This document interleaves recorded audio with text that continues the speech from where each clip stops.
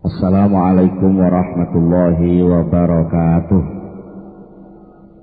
Bismillahirrahmanirrahim. Innal hamdalillahi jami'a wassalatu wassalamu ala sayyidina Muhammadin asyrafil khalqi jam'a wa ala alihi wa ashabihi alladzina nalu as-sa'adatal haqiqiyyata fid dunya wal uqba. Allahumma shalli ala sayyidina Muhammad. Allahumma salli ala sayyidina Muhammad. Allahumma salli ala sayyidina Muhammad abdika wa nabiyika wa rasulika nabiyil ummi wa ala alihi wa sahbihi wa sallim taslima biqadri 'azamati dzatika fi kulli waqtin wa hin. Amma ba'du. Para rawuh, para bapak, para ibu, para sedherek sedaya, alhamdulillah saat menika kita nampi pinten-pinten kanugrahan peparing nikmat rahmat saking ngersanipun Allah Subhanahu wa taala sehingga saged sareng-sareng sami rawuh mempal wonten ing majelis menika. Mugi-mugi sedaya menika dipun catet dening Gusti Allah dados amal hasanah. Dan mugi-mugi anggen kita sami ngaos saged nampi ilmu ingkang manfaat di dunia wal akhirah. Mila saking menika monggo kita sami sareng-sareng maos doa kados biasanipun. Bismillahirrahmanirrahim. Subhanakallahumma Rabbana la ilma lana illa ma 'allamtana innaka antal alimul hakim wa tub alaina innaka antat tawwabur rahim wa taqabbal minna innaka antas samiul alim wa 'allimna min ladunka ilman nafi'a ya dzal jalali wal ikram. Allahumma iftah lana hikmataka wansur alaina rahmataka ya dzal jalali wal ikram. Rabbi zidni ilma wa wasi' fiyya rizqi wa barik li fima razaqtani waj'alni mahbuban fi qulubi ibadika wa azizan fi uyunihim waj'alni wajihan fid dunya wal akhirah wa minal muqarrabin ya katsiran nawali ya hasanal fi'ali ya qa'iman bila zawali ya mubdi'an bila misali falakal hamdu wal minnatu wasyarafu ala kulli hal. Ahumul Fatihah.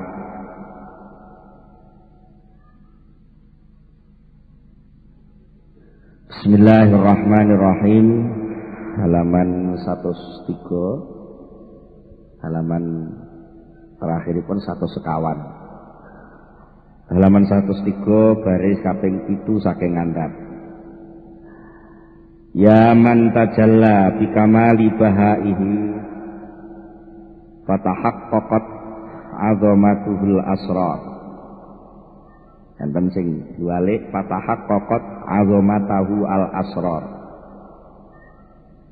Ya man duh pangeran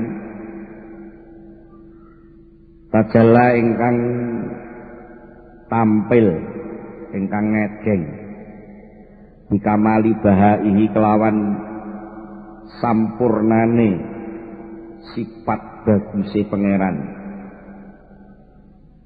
Fatahaqqaqat mongko banjur dadi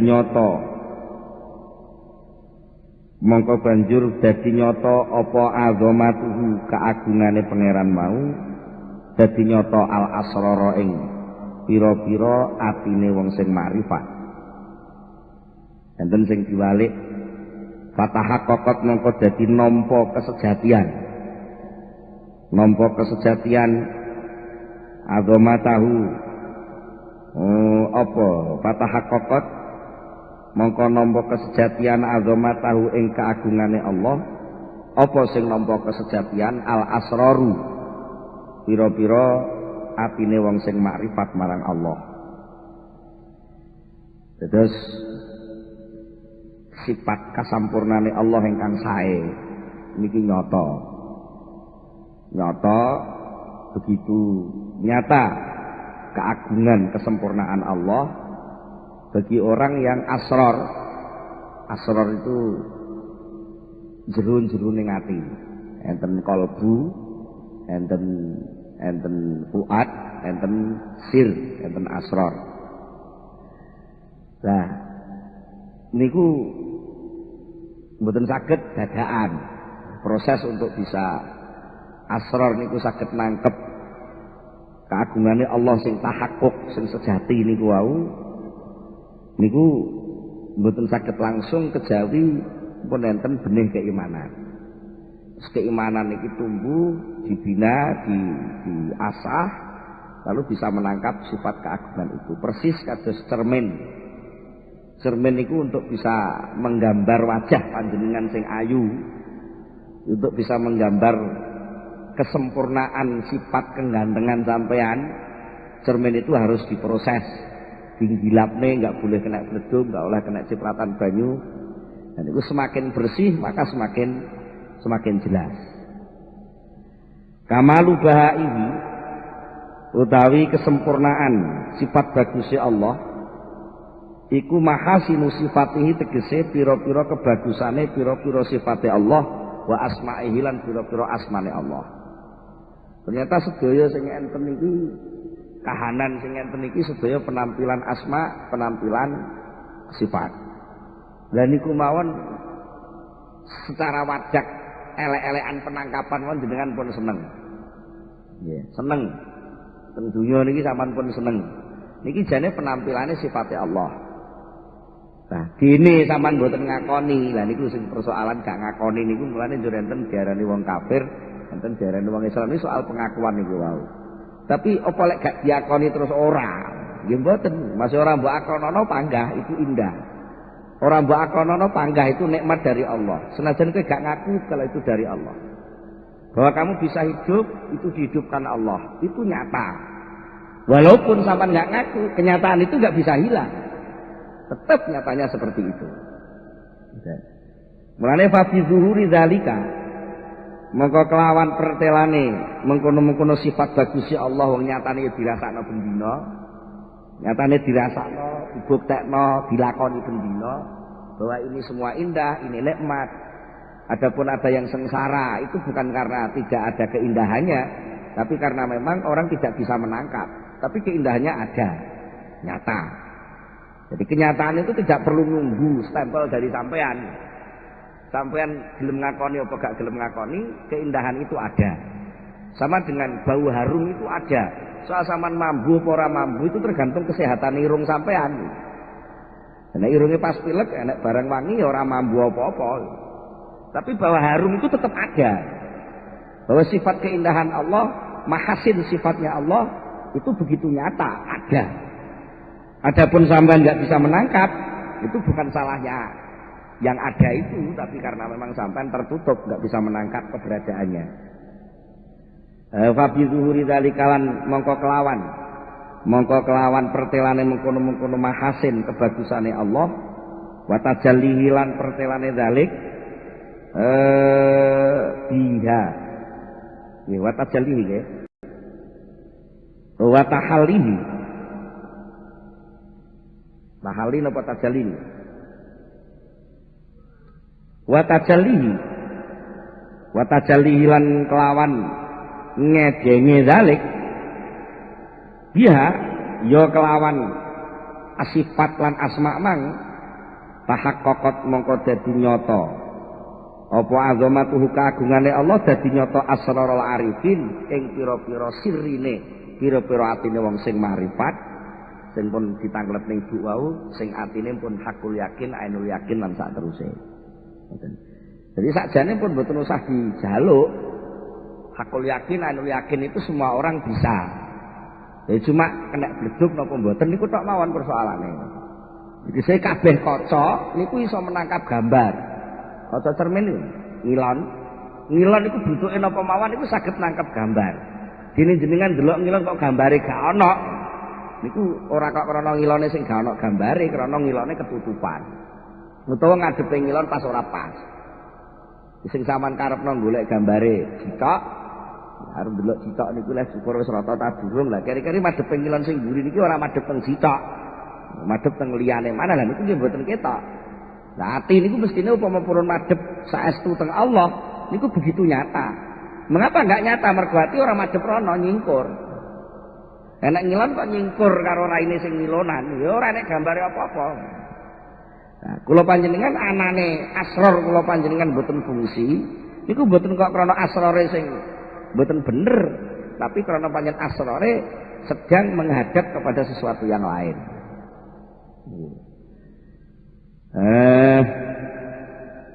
Kaifa takfa? Kados pundi Gusti? Takfa saged samar panjenengan. Wong wa anta utahe panjenengan niku adzai azzahiru zat ingkang pertela. Napa saged Gusti Allah niku samar jelas. Sakjane mboten usah dikabari niku wong niku paham kok. Rasa niku paham lek enek pangeran ngoten niku begitu jelas. Allah itu begitu jelas. Nah, dene ora patek paham niku lak nalika wong nakoki akal. Akale ditakoki ya ora iso jawab, tapi rasa bahwa ada yang lebih kuasa, bahwa ada yang lebih mampu, bahwa di balik ini ada yang kita tidak tahu. Itu mesti saben wong duwe. Cuma ngakoni apa ora niku kan soal ngaku mawon nggih. Tapi bahwa hakikatnya ada tetap rasa apa? Kelahiran Allah atau kejelasan Allah, penampilan Allah itu ada. Bagaimana engkau bisa dianggap samar ya Allah? Engkau itu zat yang selalu nampak. Am kaifa taghayyab am kaifa utai kados pundi tahibu saged dados gaib panjenengan. Dados pundi sanjen panjenengan iki dianggap gaib, dianggap samar. Wong wa anta utai panjenengan iku ar-raqibu zat ingkang mengawasi al-hadiru kang teka. Ora mung sekedar ngawasi ngenteni laporan. Allah ini pengawasi langsung. Mboten kaya pengawasan sing ngenteni laporan iki absene agek diawasi. Iki wong ngawasi niku sok-sok ya ora usah teko ning iso ngawasi mergo dilapuri lah ngoten lho. Lah Allah mboten usah dilapuri.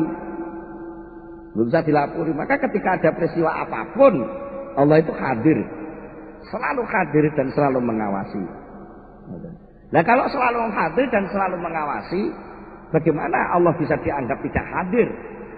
Nah kalau tidak hadir, bagaimana sampan bisa hidup? Sampan hidup yang menghidupi Allah. Artinya hidup sampan itu penampilan gerakan Allah, penampilan pekerjaan Allah menghidupkan sampean.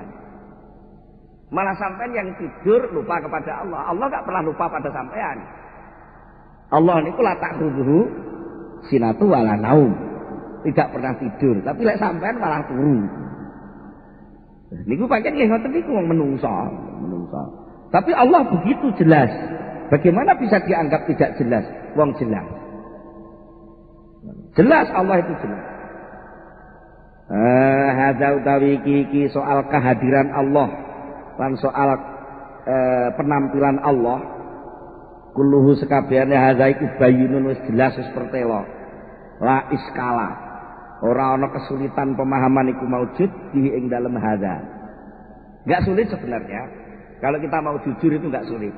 Sing sulit itu kan ketika kita bertanya pada otak kita, sementara otak kita dapat informasi yang macam-macam yang enggak sesuai dengan apa yang dirasakan itu. Sajane kebingungan itu ketika kita tidak jelas siapa yang ditanya. Lah wong akal kok ditakoki. Wong akal itu ditinggal turu wis gak iso mikir. Pagi ngoten. Akal itu tinggi turu ora iso mikir. Tapi lek rasa ati turu ritek sik iso ngipri. Gitu? Ya berarti kalau orang itu benar-benar mau masuk kepada hatinya sendiri, mau masuk kepada asrarnya sendiri, sebenarnya Allah itu tidak pernah hilang dan Allah tidak pernah samar. Allah itu selalu hadir dan mengawasi kehidupan kita ini. Itu jelas. Walhamdulillah. Alhamdulillah sekabehane puji kulillahi kagungane Allah. Wakot takot damalan teman-teman wis dhisik apa maknane pengertian-pengertian sing begenahne niki wau. Wis dhisik ghaira mamaratin kelawan ora mung sepisan. Nek jenengan purun mangsuli malih beberapa keterangan teng kaset-kaset sing sampun sing jumlah enten sekawan atau 50 setunggal niku sampean purun tumbas daya. Lajeng jenengan setel sama nurut pun enten keterangane pun kliwat tidak hanya sekali. Lah nek iki diterangno neh, ya iku lak gak sida 453 dadi tambah neh. Pun dianggap pun cukup keterangan yang lalu, kalau terjadi pengulangan mboten efektif. Min kalamil muallif saking gawe Kiai Muallif Ibnu Athaillah rahimahullah. Pun niki pun disyukuri nggih. Alhamdulillah sampun rampung. Wallahul muwaffiq. Wallahu ta'ala Allah taala iku al muwaffiqu, zat kang paring pitulung wa bihi lan mung kelawan Allah nasta'in nyuwun pitulung sapa ingsun. Nggih, kata-kata wa bihi nasta'in niki pucuke pol-polane khatamane kitab Al-Hikam. Nggih, pucuke Al-Hikam nggih dawuhipun Syekh Ibnu Athaillah wallahul muwaffiq wa bihi nasta'in. Mboten enten dongane. Hikam niku mboten enten bismillah nggih mboten enten dongane. Lah terus sing ajeng didongani napa niki namung tafaul nderek dawuhipun Syekh Ibnu Abbad. Dados sing kula waos halaman 103 dan macam-macam niku sejatosipun tambih semacam penjelasan saking Syekh Ibnu Abbad ingkang dipun kaitaken kalih Hikam Ibnu Athaillah. Hikame pun khatam, tapi sing Syekh Ibnu Abbad namine kitabe Ghaithul Mawahib Al-Aliyah. Jadi sing diji niki sakjane senes hikam murni. Mulai awal sampai akhir niki sing diji niku namanya kitab Ghaithul Mawahib Al-Aliyah. Fil Hikam Al-Athaiyah. Niku namine kitabe. Terkenale dijuluki Sarah Hikam ngoten mawon. Nama singkate kitab Sarah Hikam. Sinten sing nyusun kitab Sarah Hikam niki namanya Syekh Ibnu Abbad. Syekh Ibnu Abbad komplite ajeng jenengan catat. Syekh Ibnu Abbad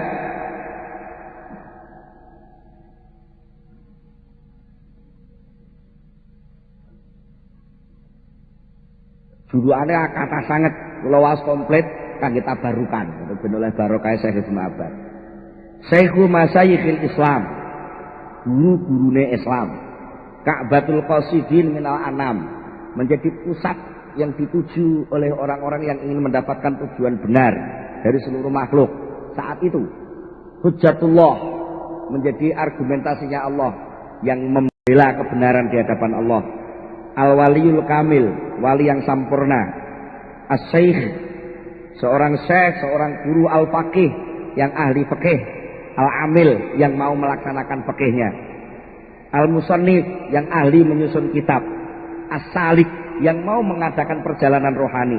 Al-Arif, yang ma'rifat kepada Allah. Al-Muhaqqiq, yang masuk pada hakikat pengertian. Ar-Rabbani, yang berada di dekat Allah. Wal-Qutbu, menjadi pusat. Al-Fardu, yang sendirian. As-Somadani, yang komplit. Dzul Ulumil Bahirah, yang mempunyai ilmu yang sempurna. Wal Mahasinul Mutazahirah, dan akhlak baik yang saling menumpuk. Salilul Khutbah, termasuk ahli mauidhah hasanah yang dawuh-dawuhnya sangat lancar. Di samping ahli nulis kitab sekaligus ahli pidato. Wa natijatul ulama, menjadi inti seluruh ulama. Al-Baligh, yang dawuh-dawuhnya begitu menyentuh. Al-Wajih, yang hatinya selalu menghadap Allah. An-Nasib, yang punya nasab tinggi. Al-Hasib, yang punya keluarga yang mulia. Siapa? Sayyidina wa Maulana Syaikhus Syuyukh, yaitu tuan kita dan bendoro kita. Syaikhus Syuyukh, gurunya para guru. Wa maladu ahli tamkini wa rusuh, tempat perlindungannya orang-orang yang sudah ahli pada makom tamkin dan makom tarsih. Tarsih niku yang imannya sudah meresap di dalam kehidupan. Asyarib min sofis syarab, yang mampu diberikan nugrahan Allah, mampu meminum minuman jernih dari ilmunya Allah. Wal ati, yang bisa menyuguhkan minal haqa'iq, dari ilmu-ilmu hakikat yang dipahami, bisa menyuguhkan ma'abharul uqula wal albab. Ilmu-ilmu yang ditampilkan oleh Syekh Ibnu Abbad ini seringkali membuat kagetnya orang-orang yang punya akal dan punya pemahaman. Karena seringkali sesuatu yang mungkin orang lain dianggap remeh, tapi oleh Syekh Ibnu Abbad itu jadikan pijakan penting, bisa masuk kepada Allah. Orang lain mungkin menganggap itu sesuatu yang buntu, ternyata oleh Syekh Ibnu Abbad bisa dibuka sedemikian rupa untuk bisa dimasuki menjadi kasih sayang Allah.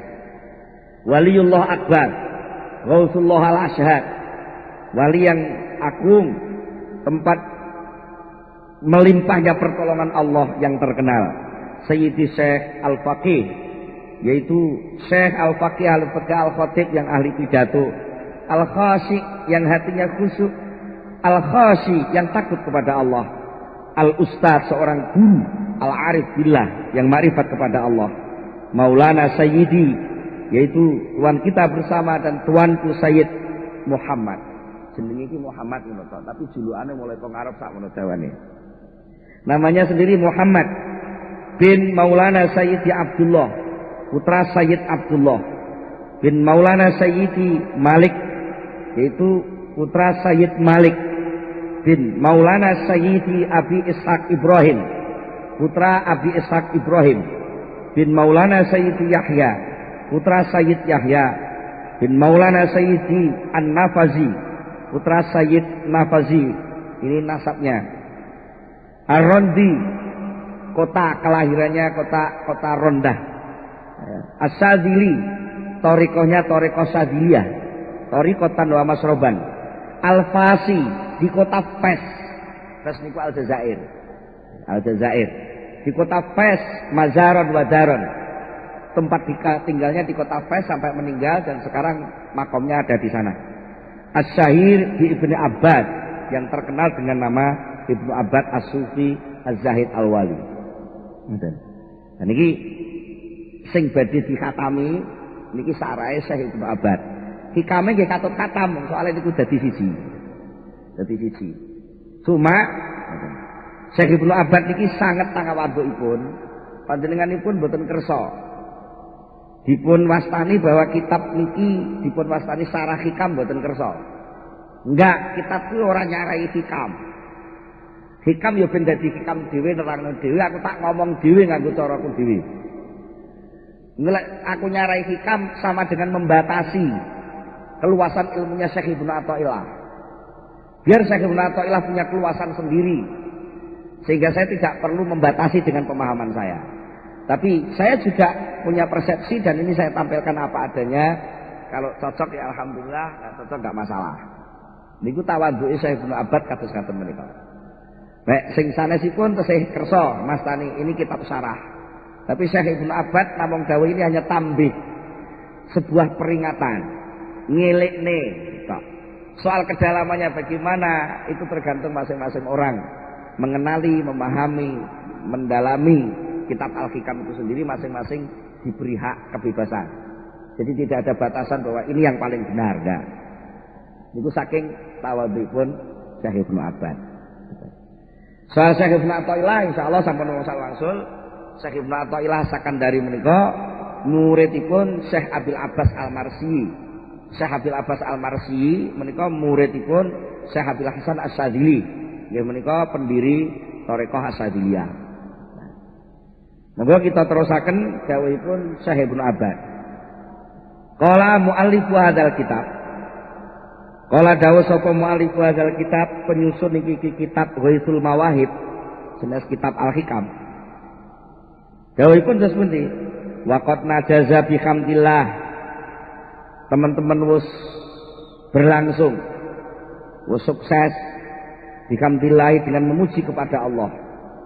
Apa sing sukses ma barang aratna kang ngarepaken sapa ingsun hu ing ma. Wa balagholan wis tekona ing kita. Wa balagholan wis tekona ing kita apa al-gharad tujuan.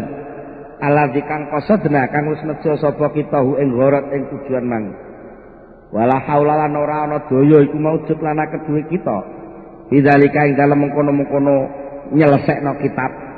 Wala quwata lan ora ana kekuatan iku maujud illa billahi kejaba kelawan Allah. Jadi semua ini tidak ada apa-apa kecuali karena memang diberi kekuatan oleh Allah. Wa bidzalika lan kelawan mengkono-mengkono wis rampung, wis najaza, wis sukses. Tabayana wis dadi nyata, wis dadi ketok, dadi pertelo. Apa ma unek-unek, apa ma kerentek, apa ma isine ati indi kang ana ing dalem ingsun fi masailil kitab tentang pira-pira masalah kitab Al-Hikam. Ya inilah yang bisa saya tampilkan tentang apa yang nampak dalam pikiran saya, angan-angan saya, pemahaman saya tentang Al-Hikam. Tapi bukan berarti ini yang dimaksud Al-Hikam, bukan. Hikamnya sendiri masih terlalu luas untuk bisa saya pahami. Tapi yang saya tampilkan ini hanya sekedar apa yang bisa saya tangkap dari Al-Hikam. Yang delik, yang belum bisa dipahami dari Al-Hikam masih terlalu banyak. Wa taqaddama wallahu ta'ala iku al-hadi, zat kang paring pituduh lis sawabi maring kebenaran. Wa taqaddama lan teman-teman wis dhisik fi awali hadat tambih sing dalem kawitane iki kitab tambah, nggih kitab sarah niki. Apa sing wis dhisik ani sak temene ingsun iku lam aksid, ora bermaksud, ora nejo sapa ingsun fihi ing dalem hadat tambih, ora bermaksud ila hadzal makna kejaba mung ya sekedar maksud makna yang ini. Tambah ini ya hanya saya tampilkan seperti ini. Saya tidak bermaksud apa-apa untuk mengurai hikam bahwa ini loh karepe saya enggak, saya tidak mengatakan begitu. Tapi ya sekedar inilah yang bisa saya tampilkan dari pengertian dan maknanya Al-Hikam yang saya pahami. Tapi makna-makna yang lain masih banyak yang saya belum paham. Ono iku sahihal mabna, bener dasar-dasare. Apa yang saya tampilkan dalam tambah ini yang saya kaitkan dengan pemahaman saya tentang Al-Hikam, saya tidak menjamin bahwa ini benar. Saya tidak menjamin bahwa ini benar. Sehingga karena saya jamin benar, karena saya yang menjamin, maka saya punya kewajiban untuk mempertahankan dengan bukti-bukti dan dalil-dalil yang kuat. Enggak, karena saya enggak nyanggupi bahwa ini mesti benar, ya enggak perlu saya pertahankan. Sing arane bener ya kono, sing arane salah ya kono, pokoke aku nampilno iki ditampa alhamdulillah, ditampa ya wis. Tidak ada kewajiban bagi saya untuk mempertahankan apa yang saya tampilkan ini sebagai kepastian kebenaran. Karena kebenaran itu dari Allah. Saya sendiri nggak tahu ini benar atau tidak. Niku tawadhu saya ke abad ngoten niku. Hatta nahtaja sehingga butuh sapa ingsun ila nasbil adilati maring masang utawa ngedekno mendirikan pira-pira dalil wal barohin lan bukti alama ing ngatasé barang idaaina kang ngaku-ngaku sapa ingsun ing ma di ing dalem hadzal kitab. Jadi saya tidak nyanggupi itu. Artinya sejak awal permulaan kitab dulu saya sudah ngomong bahwa kitab ini tidak saya sanggupi, tidak saya jamin bahwa ini benar. Sehingga saya butuh mempertahankan dengan bukti ini enggak. Saya tidak menyanggupi itu. Wa inna masukna nanging pestine nekaaken sapa ingsun. Zalika yang mengkono-mengkono hadat tambi, cara saya mengungkapkan itu ya hanya sekedar ala sabili hikayati madhabin ing atase cara, ing atase dalan nyeritake sebuah teori minal madzhab saking pira-pira teori yang bisa dipakai. Saya hanya menampilkan beberapa teori alternatif mazhabnya tasawuf, sebagian yang saya pahami saya tampilkan gitu aja. Bagi yang mau merangkum lalu mendapatkan pengalaman baru ya monggo, itu rahmat. Bagi yang enggak nyandak ya enggak usah suudzon dulu. Mungkin itu belum bagian dan bukan panganan sampean. Pokoknya yang penting wis tak suguhno. Dene enek sing kepedesen kok nyiduk sing kuwi. Lho enggak, tugas saya nyugone tok itu. Nyugone tok. Walil muhaqqilahu zalika ayusakhihu ayutilahu. Walil muhakkalah enten sing maca ngoten. Walil muhakkalah lan kedue wong sing diceritani, bagi panjenengan sing mirengake, panjenengan sing maca, lan iki kitab diwaca, punya hak yang mutlak. Walil muhakkilah lan kedue muhakkilah atau muhakkalah, orang sing diceritani diceritani dalika yang mengkono-mengkono mazhab ayu sahika utawi hak menganggap benar hu ing dalik au yuktila utawa menganggap batal hu ing dalik. Jadi baik panjenengan niki mboten enten sing mengikat. Artosé jenengan kok iki hikam iki sing paling bener ngene iki mboten. Ini hanya sekedar alternatif yang ditampilkan. Ada beberapa ayat dari Allah dipahami oleh sebagian ulama begini saya tampilkan dengan mirengake niku sebagai alat untuk pertimbangan sampean piyambak untuk memutuskan masalah sampean piyambak. Nek sampean anggap bener sampean nggo nggih monggo, nek sampean anggap salah sampean tolak ora dienggo nggih monggo. Jadi sama sekali kitab saya ini tidak ada paksaan dan tidak ada ikatan. In ahabba lamun demen sapa muhakalah wamalan barang waqa'a fihi min tawaqi istidlalin alamat labin minal matolib fa ana fi dzalika mutabarriun. In ahabba lamun demen sapa muhakilah wamalan barang waqa'a akan terjadi fihi ing dalem hadal kitab rupane min tawaqi istidlalin saking tawaqi manfaat minta waki itu isi lalin saking nejo ngalak dalil tawaki niku istilahnya nejo tapi ngolak ngalik. Nek ketepaan sampan purun sampan seneng ngurungono pengajian niki saking kitab Syekh Ibnu Abad niki terus dari pengajian niku sampan pakai pedoman ketepaan sampan punya masalah. Lalu dari pedoman yang sampean dengar itu bisa menyelesaikan masalah sampean. Alamat labin minal matolibi. Ing atase suci kebutuhan minal matolibi saking pira-pira kebutuhan. Delalah ngoten lho maksudnya. Tawahi secara niku. Delalah sampean lagi peteng atine, lagi ruwet masalahe, ngrungokno pengajian, bar ngrungokno pengajian, sampean saged nyelesaikne masalah niku dari pengajian itu. Niku mboten kok napa-napa tapi fa'ana fi dzalika mutabarriun. Fa'ana mongko tawi kula fi dzalika ing dalem mengkono-mengkono sampean gunakno kanggo bukti dalil niku mutabarriun mung sekedar ngalap tabarruk. Nggih muga-muga kula katut dadi wong sing berbakti di tengah masyarakat dengan cara pengajian seperti ini. Namung ketepaan sampean gunakne kanggo sing apik. Ngoten tok mawon, mboten usah dienggo pedoman nemen-nemen. Lah fa'in soha lek ketepaan bener apa dalikat dalilu mengkono dalil sing sampean cuplek saking pengajian ya bahwa mongko utawi kebenaran iku al-matlubu sing disuwun ya muga-muga nek panjen dari pengajian iku lalu ati sampean dadi padang kesalahan sampean dadi bener perilaku sampean sing mboten tepak dadi apik lah niku lah memang itu tujuannya niku sing dadi matlub. Tapi wa in batola nek ketepaan pengajian ini ada yang salah, wain batola lamun terjadi kesalahan, apa hadal kitab lam yalzam mongko ora mesti min butlanihi saking batale saking salahe iki kitab, apa sing mesti butlanul madlun batale sing dituduhne. Artinya bukan berarti kalau kitab saya salah terus Qur'ane melok salah, ayatnya melok salah gitu. Kalau ketepaan saya mungkin menceritakan dawuh Syekh Ibnu Athaillah terus sampean pahami secara salah karena saya yang salah menerangkannya salah, kok berarti Syekh Ibnu Athaillah salah? Enggak, bukan begitu. Suatu petunjuk yang salah itu belum tentu sesuatu yang ditunjukkan itu ikut salah. Contohnya ngeten. Jenengan ajeng teng Surabaya. Teng Surabaya niku panahe lek ing Blitar teng pundi parae? Lek lewat Malang. Panahe lak ngetan nggih. Panahe petunjuk dalil Surabaya, panah madhep ngetan. Niku jenenge panah niku dalil.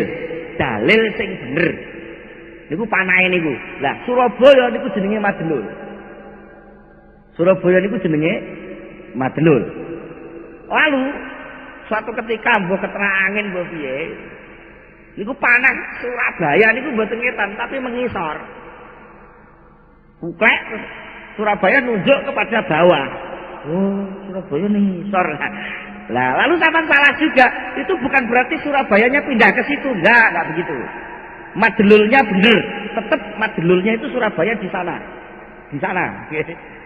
Loretan. Nek liwat Malang ya berarti ngetan terus ngalor. Nek liwat Kediri ngalor dhisik terus ngetan Jombang, ngetan. Madulnya tetap Surabaya di sana nggak berubah-ubah. Tapi panas sing didono Surabaya itu sok klek, sok mengo, sok macam-macam. Hikame bener, karena itu rekaman perilaku kerohaniannya Syekh Ibnu Athaillah.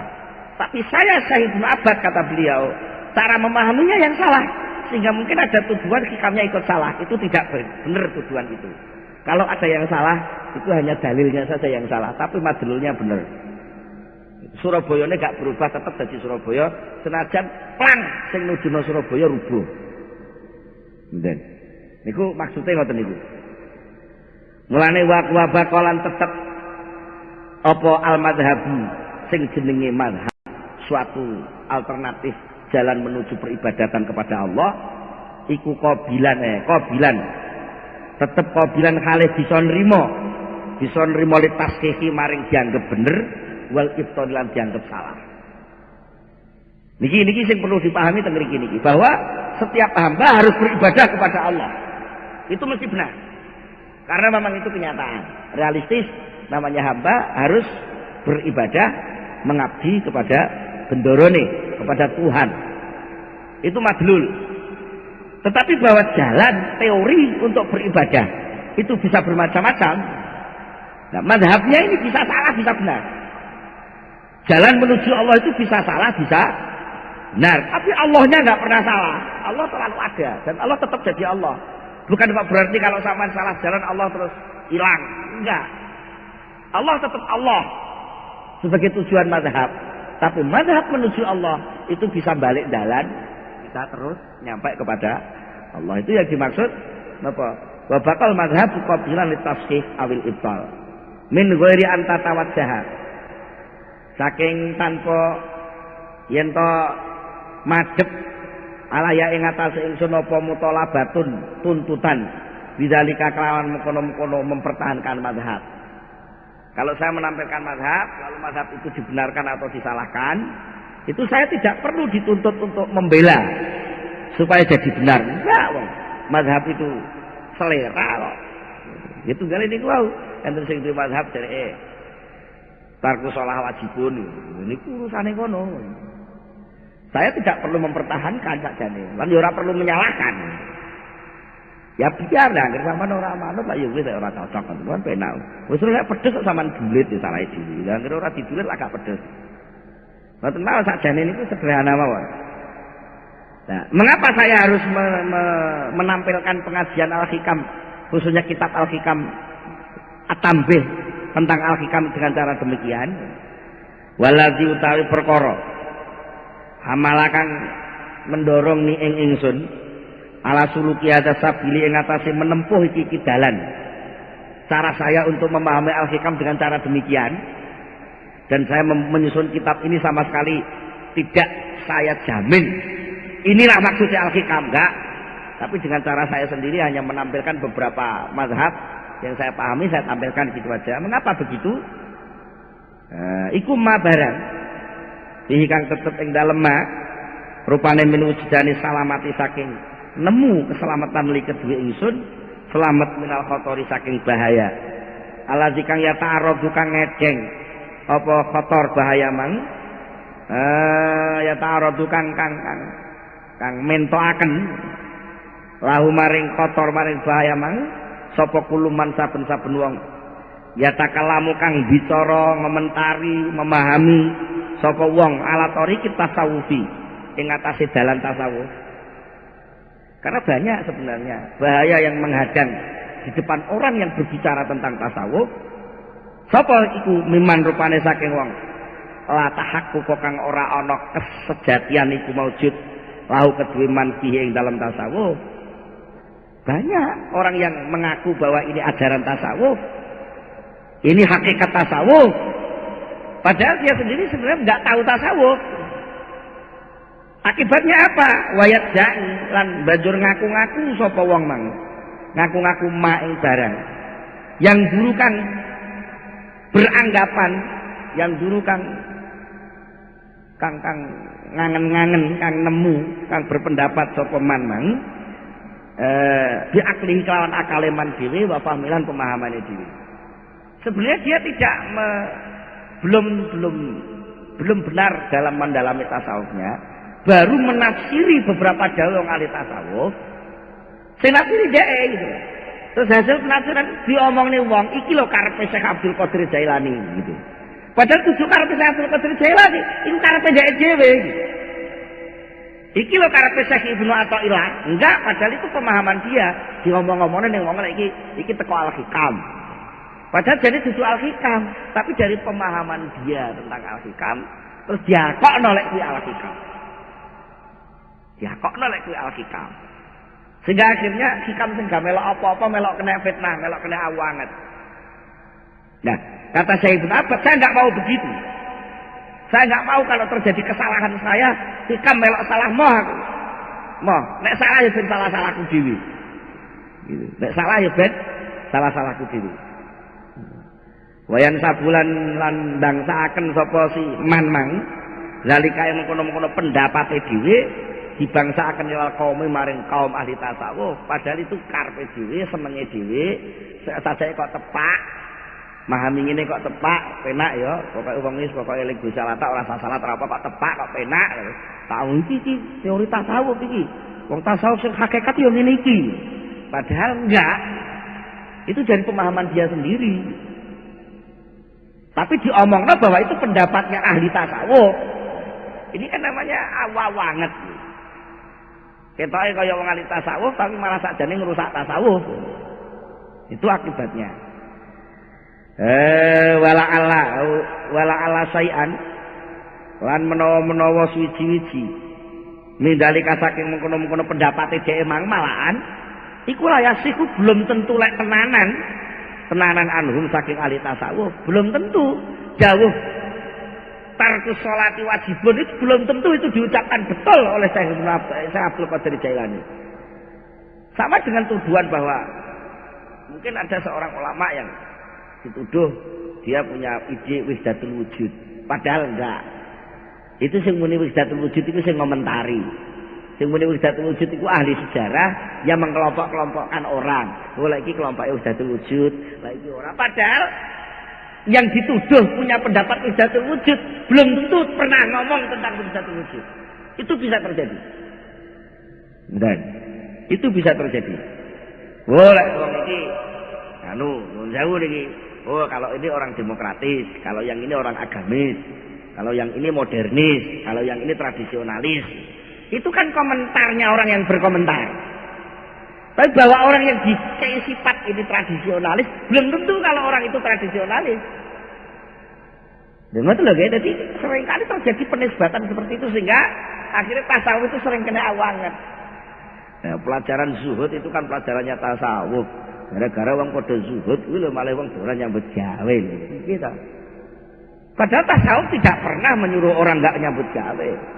Itu pendapat orang yang memahami tasawuf baru sepenggal lalu mengatakan ini hasil kesimpulan tasawuf.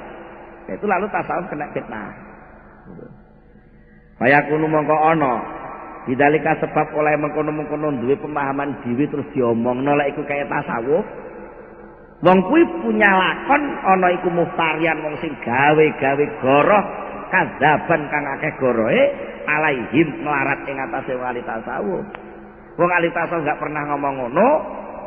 Nah, tapi oleh dia dikatakan bahwa orang tasawuf ngomong ngono. Sama dengan mungkin ada orang gini. Wong kuwi lek wis salat ya ora usah nganggo kitab. Enek kiai ngomong gitu. Wong salatnya ora usah nganggo kitab, lagi apa nggih kitab. Lagi ngoten. Lha niku basa teko wong liya omonge wis gak ngono. Wong sing ngrungokno ngomongne wong liya iki omong wis gak ngono. Kalau kiai kok kurang ajar. Kitab dianggap salah kabeh. Malah dadi ngono. Endi ana kata-kata kitab salah kabeh. Lah napa nggih perlu to wong nek wis muni Allahu Akbar apa aja perlu buka takrib neh. Lan lagi wis Allahu Akbar kok terus obah nanti takrib memang takbir itu bener ta ora malah ora sah kok salate. Jadi nek wis salat ya kudu ninggal kitab. Lah nek belajar salat, memahami salat kudu buka kitab sajane ngoten asal usule niku lah. Terus sing ngrungokno niki urung kanu terus critane wong Dono Mulya. Iku lho anek wong biaya nyaran jareke wong salat ora usah nganggo pedoman kitab. Wis pokoke sak geleme ngono ae lho. Kok malah ditambahi sak geleme barang nang kondi. Wong kiai ini ora ngomong sak geleme lho. Kiai niku ngomong, wong nek wis budal salat ya ora usah buka kitab. Wong wis bar. Buka kitab wis bar wis ngerti salat sing bener iku ngene wis bar. Nanti pas Allahu Akbar wis Allahu Akbar. Ora usah balikne buka kitab lah malah obah ping 3 batal salate. Asal mulane bicara ngoten. Lah terus iki kadung kulino ngomong dake, ditafsiri dhewe. Lah penafsiran iki sing ditakno metu, terus diomongno ning gone wong liya lek kiai kok ngomongi ngene. Padahal gak ngono. Nah itu namanya muftarian kadzaban. Itu gawe-gawe goroh. Gitu.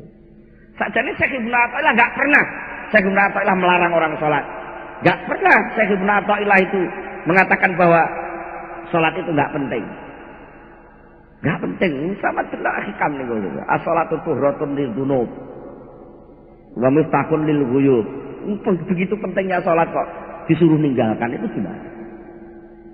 Nggih? Enggak usah digolekno dalil Quran hadis, padha-padha hikam itu tok saja sudah enggak bener kan. Artinya bahwa di dalam hikam sendiri enggak pernah nyuruh orang enggak salat, itu enggak pernah. Nah, mengapa terjadi pemahaman yang salah seperti itu? Ya mergo kesusu ngaku-ngaku bahwa ngene lho karepe hikam iki. Padahal belum tentu. Sing muni ngene karepe hikam iki akale ndeke, pemahamane ndeke. Hikame ora ngono karepe. Nah, ini oleh Syekh Ibnu Abbad dihindari itu. Saya enggak mau nanti saya dituduh mengotori Al-Hikam, dituduh menyalahkan Al-Hikam. Wis sing salah ben aku dhewe iki mung penampilan penemuku dhewe dari mazhab sekian banyak mazhab tentang tasawuf tak tampilno lek dianggap salah iki salahku, lek dianggap bener ketepaan enek manfaatnya aku minangka tabarruk. Selesai sudah. Ditambah lagi sakjane lek diurut tenan ahli tasawuf itu mesti kudu ngurusi tata krama, cara penampilan seperti itu bahwa menisbatkan suatu pendapat kepada seorang ulama besar yang begitu suci.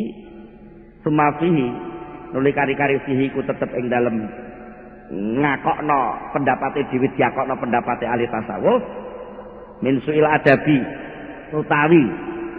utawi ana setengah saking suul adab ma'ahum sertane ahli tasawuf wa taqat dumilan lanyo kuwi wis dupyak baina aidhi ana ing ngersane ahli tasawuf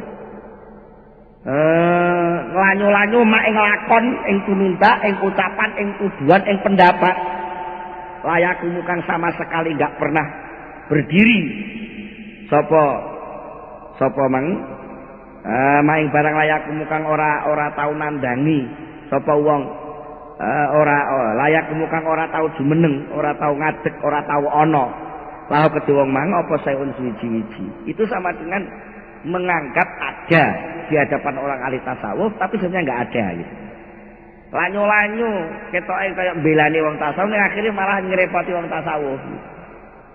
Kadang-kadang suatu bentuk penyelenggaraan tasawuf itu belum selesai tapi dianggap sudah selesai. Itu juga jadi fitnah. Sebenarnya laku itu masih proses tapi dianggap sudah hasil. Itu jadi fitnah. Akhirnya terus muni wah sama ibu-ibu dituduh ngene. Ibu-ibu ki seruwet iku. Wong beras apik-apik garing malah didadekno barang lenyek kaya ngono kuwi. Lho gak ngerti lek iku jek proses, jek najin. Padahal beras didadekno lenyek iku arep disilep, arep dadi sego kan ngoten lho. Lah jek najin wis dikomentari.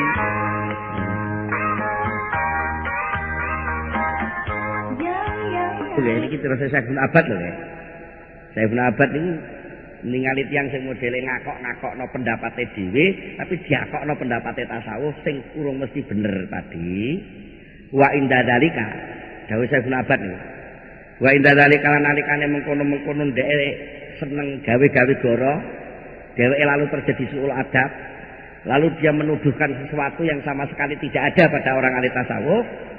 Ketika seperti itu akibatnya yakunu ono apa al-qarsu dadi wong bisu wal bakamulan tegese wong bisu wa dzabul khisilan ilange rasa wal harakati lan obah. Wong sing model ngono kuwi diparingi lumpuh, diparingi bisu, diparingi gak duwe rasa, iku aula luwih apik iki kelawan wong ngono kuwi wa ahmadu lan luwih terpuji apane akibate lah kudu wong ngono kuwi. Wong sing model ngono kuwi luwih apik bisu, luwih apik gak ngomong, luwih apik lumpuh.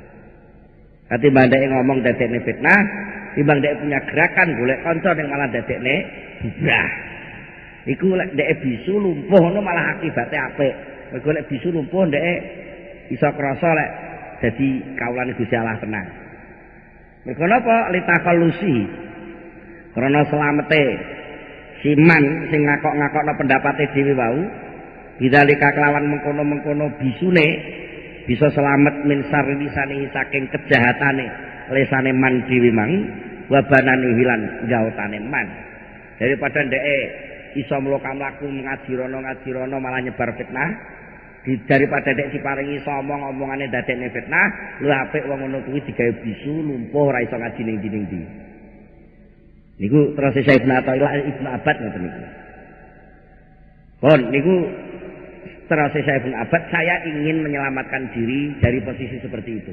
Saya nggak pengen terlibat dalam suatu gerakan mengkotori kelompok yang namanya tasawuf hanya karena pendapat saya yang belum tentu benar. Maka sebenarnya saya tidak pernah mengklaim diri ini yang paling benar, tapi ini hanya sekedar usaha pemahaman saya terhadap tasawuf. Tapi hakikat tasawuf itu sendiri itu masih tetap sesuatu hal yang misteri, sesuatu hal yang begitu tidak mudah dipahami kecuali oleh Allah sendiri yang memberi pemahaman pada orang itu. Yang jelas tidak ada paksaan untuk menerima tasawuf atau menolak, tapi yang paling penting kan asyhadu an la ilaha illallah wa asyhadu anna Muhammadar Rasulullah. Gitu nggih. Ora enak kok ditambahi Syekh Abdul Qadir Waliullah, upama sampean gak usah muni ngono tetep Islame sampean bener.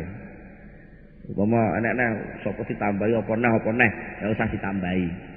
Sing jelas syaratnya dadi wong Islam ing asyhadu alla ilaha illallah wa asyhadu anna Muhammadar Rasulullah. Ora perlu ditambahi, oh Pak Imron itu guru tenan. Ora usah ngono. Karena enggak ada apa-apanya sebenarnya. Sampean ngandel kula Islam sampean ora mundak kuat, sampean orang ngandel kula kok terus Islam sampean ringkih ya ora. Sama sekali enggak ada pengaruh. Saya Ibnu Abbad ya ngoten, enggak mau saya terlibat seperti itu. Pun. Sumain nama nulis sak temene barang kosodna. Kang nejo sapa ingsun hu ing ma. Ming dalika saking mengkono-mengkono teori penyampaian dengan cara yang model saya tampilkan ini bahwa sing gelem nampa ya kono, ora gelem nampa ya kono, iki hanya pendapat saya pribadi, penemu, nganggep salah ya urusane, nganggep bener urusane. Tujuan seperti ini bukan berarti enggak ada faedahnya. Tetap iku layam nak ora nyegah, ora nolak. Apa makosot tahu min dalik, ora nolak min fusulil faidati saking hasile faedah pengertian. Liman kedhi wong aroda kang ngersakaken ing man sapa Allah Gusti taala ya kelawan faedah wa wafaqalan paring pitulung sapa Allah ing man laha maring faedah. Apa kalau bicara begini terus Allah enggak bisa memberikan hidayah pada orang? Apa lek aku ngawis kono-kono sing ngono kono ya kono, sing ora ngono kono ya kono. Lek aku muni ngono bae terus wong-wong arep tersesat kabeh lek gak gelem ngrungokno pengajianku ya enggak. Lah apa lek aku sepenuh pengajian terus wong kabeh dadi apik kabeh ya enggak. Maka sebenarnya